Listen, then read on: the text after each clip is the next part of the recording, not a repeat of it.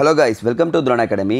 நம்ம இன்றைக்கி இந்த வீடியோ பதிவில் பிப்ரவரி 29க்கான நடப்பு நிகழ்வுகள் தான் பார்க்க போகிறோம். அப்படியே பிப்ரவரி 29னா பாருங்கள், இந்த லீப் இயர் இதோடு நம்ம கிட்டத்தட்ட ஒரு 4 வருஷம் கழிச்சு தான் இந்த டேட்டில் ஒரு கரண்ட் அஃபேர்ஸ் பார்ப்போம்.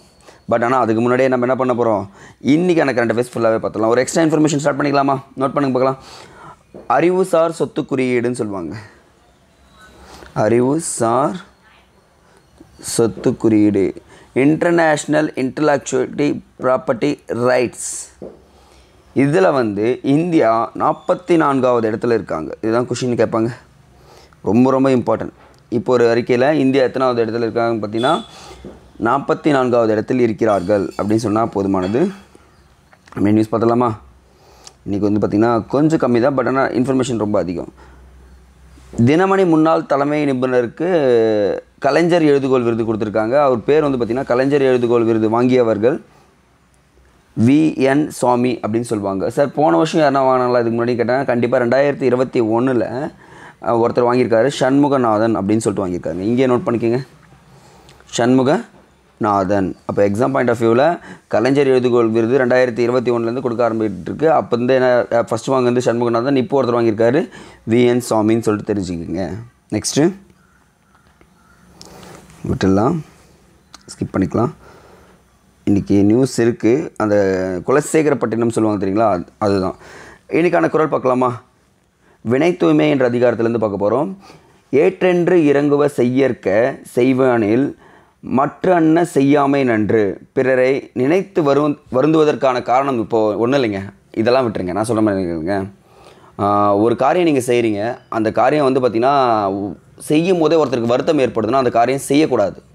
அப்படியே வருத்தம் ஏற்பட்டுடுச்சுன்னா அந்த காரியத்தை நீங்கள் செஞ்சு முடிச்சிட்டிங்கன்னா திருப்பி அந்த காரியத்தை பக்கமே போகக்கூடாது அப்படின்னு சொல்லிட்டு சொல்லியிருக்காங்க. ஸோ அப்படின்னா செய்யக்கூடிய செயல் மற்றவங்களுக்கு வருத்தம் அளிக்காமல் இருக்க வேண்டும் அப்படின்றத நீங்கள் தெரிஞ்சுக்கணும்.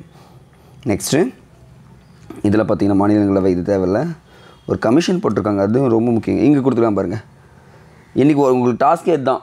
6 தேசிய கட்சிகளின் மொத்த வருவாய் பார்த்திங்கன்னா 3077 கோடியாங்க. அப்போ இந்தியாவில் மொத்தம் எத்தனை தேசிய கட்சிகள் இருக்குன்னா 6 தேசிய கட்சிகள் இருக்குது. அந்த 6 தேசிய கட்சிகள் எழுதி வைங்க பார்க்கலாம்.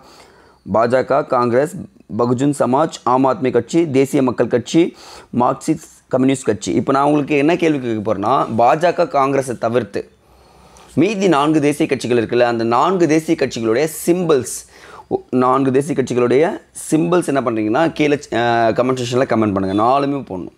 ஏன்னா எக்ஸாம் பாயிண்ட் ஆஃப் வியூவில் போன வருஷம் குரூப் 4 என்ன கேட்டாங்கன்னா சிம்பிள்ஸ் கேட்டாங்க. ஸோ அதனால் இந்த வருஷம் கேட்கறதுக்கு முன்னே நம்ம எல்லாமே ப்ரிப்பேர் ஆகிடுங்க.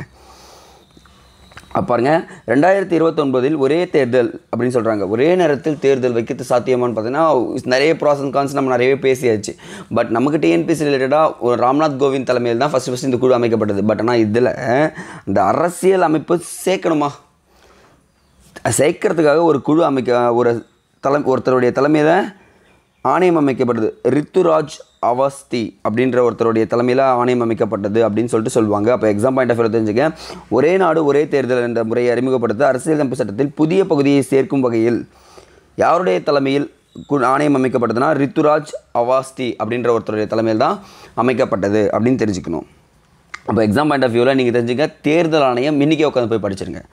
நான் என்னெல்லாம் ஸ்டாட்டிக் பொசிஷன் சொல்கிறேனோ அதெல்லாம் நீங்கள் படிச்சிட்டிங்கன்னா எக்ஸாமுக்கு உதவும். மத்தியில் 3வது முறையாக பாஜக ஆட்சி அப்படின்னு சொல்லியிருக்காரு. பட் ஓகே தான், பார்ப்போம் என்ன நடக்கும்னு சொல்லிட்டு. ஆனால் இங்கே தூத்துக்குடியில் ஒரு நல்ல விஷயம் பண்ணியிருக்காரு பாருங்கள்.